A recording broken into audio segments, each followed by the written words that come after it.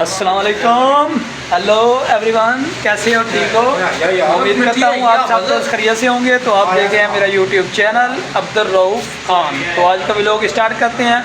फ़िलहाल मैं अभी अपने रूम में हूँ और अभी इधर से जाने लगे हैं नीचे। बारिश बहुत ज़्यादा तेज़ हो रही है। इधर से बटन ऑफ। होए होए होए होए होए, तो मुँह ही आना है और कितने आना है? वो कहता है आपका मुंह आ रहा है। तो मैंने कहा भाई जान मुंह ही आना है और क्या किसने आना है? ठीक है, तो ये मेरी बैक साइड पे आप देख सकते हैं कि कितनी ज़्यादा जो है सियालकोट में बारिश हो रही है। यहाँ से पता लग गया। तो ये नीचे देखें, वो पहलवान भाई खड़े हुए हैं हमारे, ठीक है, वो सामने बाइक है। तो बारिश मेरे ख्याल से भी बंद हो चुकी है। चलते हैं नीचे तो देखते हैं क्या सूरत हाल है। इधर से पौड़ियाँ उतरनी है नीचे की तरफ, मुंह अपना जो है वो बचाना है आपने, ठीक है। तो ये देखें मैं नीचे आ गया हूँ, यहाँ पे कितनी तेज़ बारिश हो रही है। ओए होए होए, हाँ 40,000 से पानी मार के एक है जी अं आ गए जे थले रोड से। हूँ वेने की सूरत हाल है। पहलवान जी विचकार च मैं बहना जे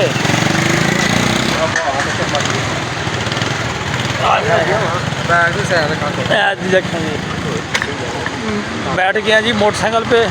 और जो है बारिश हो रही है, काफ़ी ठंड भी है, ठंडा मौसम है। और आप ठीक हो? आपने कमेंट में जरूर बताना है आप कौन कौन से शहर से हमें देख रहे हैं और आपके शहर के नाम है या नहीं।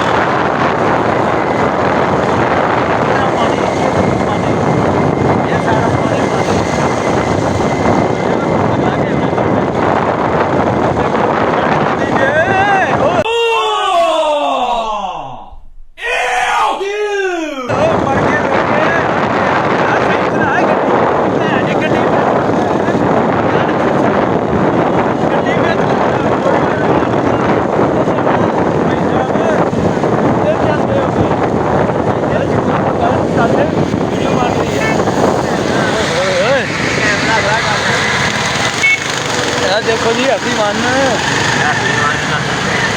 बारिश ही बारिश है भाजी। मैं तो आपको यही मशवरा दूंगा कि बारिश के अंदर परहेज़ करें जनाब। अंडे छांडे खाएं हो यार, कि चाय शाह पियो, सुकून करो घर की करना जो बाहर जाके। यही तो मैं कहना पाया कि घर जो है ना बहने सुकून करने, लेकिन फिर भी इन्होंने नहीं सुकून नहीं। दुकान पर जाना, दुकान तू ही पहला भाई दुकान पर जा काम कर लो जो करना जे। हैं मेरा तो भाजी कोई इरादा कोई नहीं है, ठीक है। मैं आख्या चलो नाश्ता नुश्ता करने भी सोने चाह शाह पीने, लेकिन इन्ना बंद इन्ना मजबूर किया कि चलो अं भी कहना जी टुट चलने, चलो इंजॉय सही, ठीक है। वो इधर बढ़ना ही इस गल फिर देखा ही तो इन्ना जनाब मनना मुनना कोई नहीं होंगे, ठीक है। मैं भी आख्या चलो जी टुट जाते कोई इंजॉय सही, चलो अं भी फैक्ट्री चक्कर ला लें एक, ठीक है। थोड़ा भरा उत्थे लगे तनख्वाह तो भाजी, तो जाओ चक्कर ला के आ जाने हूँ, ठीक है। और यह सूरत हाल जो भाजी सियालकोट के, कहने हम की बनता। तो आज का व्लॉग यहाँ पे एंड करते हैं। इंशाल्लाह मिलते हैं एक नई वीडियो के अंदर बहुत जल्द। टिकटॉक अल्लाह हाफिज़।